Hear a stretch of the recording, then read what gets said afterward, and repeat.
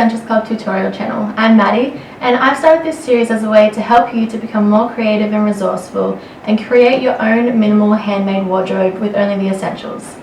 So today I'm going to be taking you through the steps of how to make your own slip silk bias cut skirt.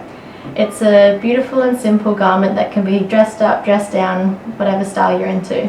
So to get started, we'll need some silk or satin fabric, some nice thick elastic for the waistband, a measuring tape to see what we're working with, some matching thread to your fabric, some fabric chalk so you can mark out your measurements, some scissors, some pins, obviously a sewing machine, and then it's always handy to have a pen and paper so you can have that to write down your measurements as you go along and keep them to reference.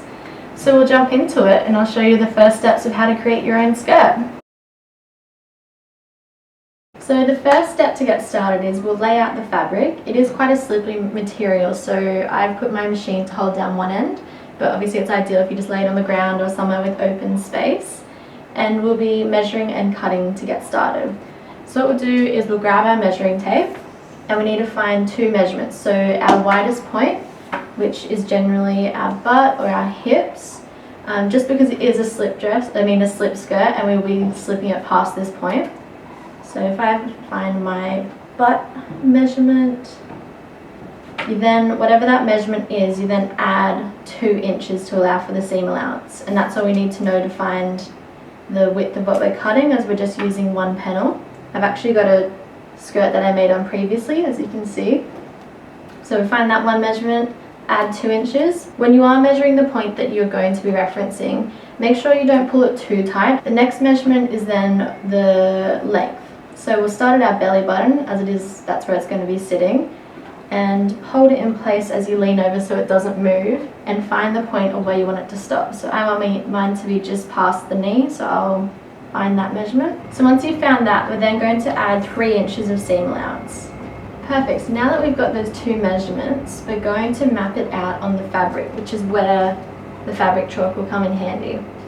So the point of this skirt is that we're not going to be cutting it on the normal straight angle, we're actually going to be cutting it on the bias, which means we measure on a 45-degree angle. And we do this because it helps give it a nice draping effect and shape our body. So I'll measure it out, cut it out, and I'll show you what I end up with. So I've measured on the 45-degree angle my length of the skirt, so down, other 45-degree angle, and then going to measure my widest point, and it will end up being a nice rectangle just on the 45-degree angle. So I'll show you how that turns out.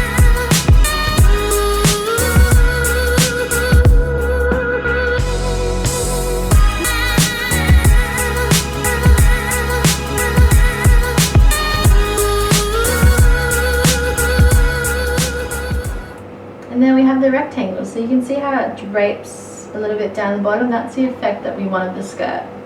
And the reason why I've just cut out one panel is because when we join it up, it means there's going to be no seam on one side, and then we can leave a split in the seam and we can adjust where we want the seam with the split to sit. So it just adds a bit of versatility and makes it nice and fun and unique. Perfect. So now that we've got it cut out, it's time to sew down the seam. I'll get all set up and show you how we do that. So now that we've got our rectangle all cut out and ready to sew, we're holding half widthways so that the good fabric is facing in on each other. And then you can either pin it or just jump straight into the sewing. But what we're going to be doing is just sewing down this one seam line and stopping at the point that we want the split to start. So might be good to measure from that point that you want it to stop up to where you want the split. Mine ends up being about 12 inches. So just mark that spot, sew down to there, maybe put a pin in place, and when you're sewing, just make sure you're at least about ½ an inch off the edge, as it allows for us to do that final double hem to make it all nice and clean. So I'll do that now.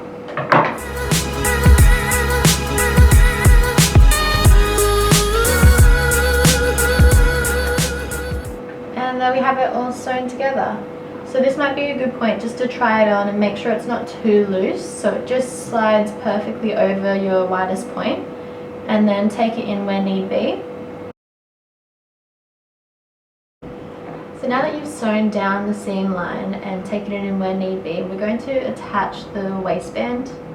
So first off, we need to measure out the elastic. So the easiest way to do that is just wrap it around your waist, as this is where it's going to be sitting.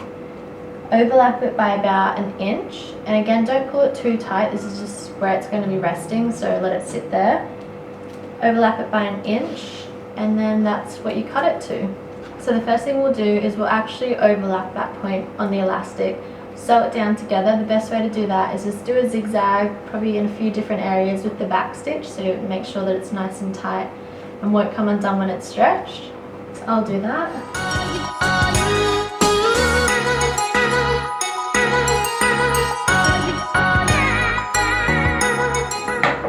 As you can see, it's nice and tight now, and it's just the band at the size that we want it to end up being. So the next stage is we're going to find the seam that we did on the actual skirt, pin this in place on the bad side, up against there.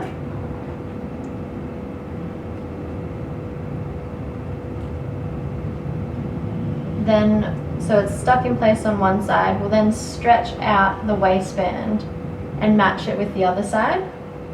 So then that's how it wants to sit, but we'll stretch it out and find the other halfway point. Pin that in place.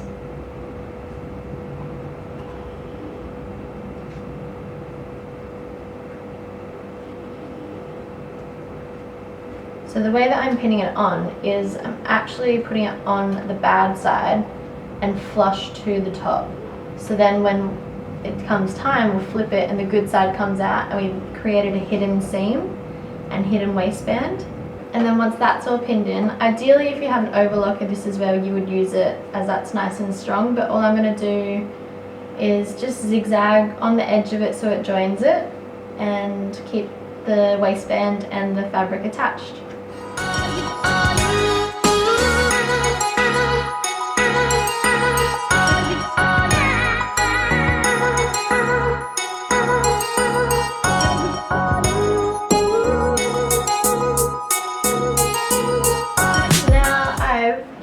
The waistband onto the skirt, and you'll see, I'll put some pictures up on the blog post so you can see it up close, but essentially I've just attached the top of it on the inside. So now when we flip it inside out, it means you can't see the waistband. It's got a nice like invisible waistline feel to it, and to help keep it down, we're going to just sew in the ditch of that seam.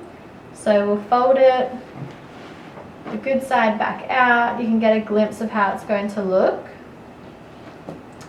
when you fold that in, nice and clean. And we'll just find that seam line, and with the waistband or the elastic band folded in, we'll just sew down that ditch where the elastic band is, so it just helps keep it tucked under. So switch it, make sure you switch it back to the normal stitch, and find that point where you want to start.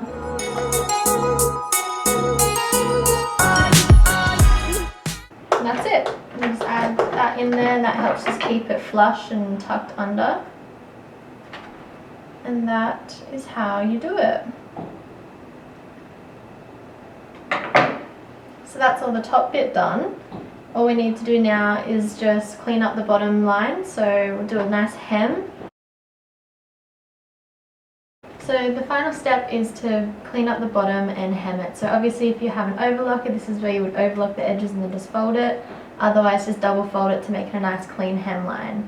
And so what we're going to do is at the split is start one side, go down, cross the bottom and back up the other side of the split, and then just do a nice double back stitch over that split so it helps keep it nice and strong. I've pinned it all the way across, and now I'm just going to start sewing it and make it nice and clean. And then we're all done and it's ready to wear. So I'll show you how it turns out.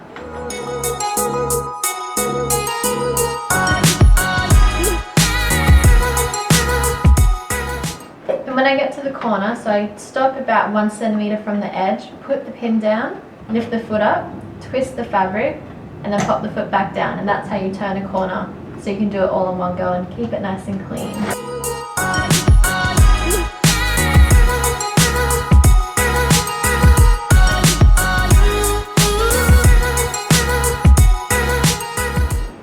And I've finished having the bottom, so it's all done now. It's so cute, so I'll try it on and I'll show you how it looks on. So this is how it's turned out. Like I said, I've got the one seam, so which means the split, you can have it at the front, down the side, or even twist it around and have it towards the back. And see how it's just got that nice draping effect. Looks really cute, especially when paired with an essentials shirt. So I'm going away to LA this week, so I'm going to give it a whirl, wear it out in the wild, and I'll show you how it turns out. Thanks so much, and I hope you enjoyed it. If you did, let me know below. You can follow more instructions over on the Essentials Club tutorial blog, which I'll link below. Let me know if you give it a try. Tag me at the Essentials Club on Instagram or hashtag Essentials Club. I'd love to see how yours turns out.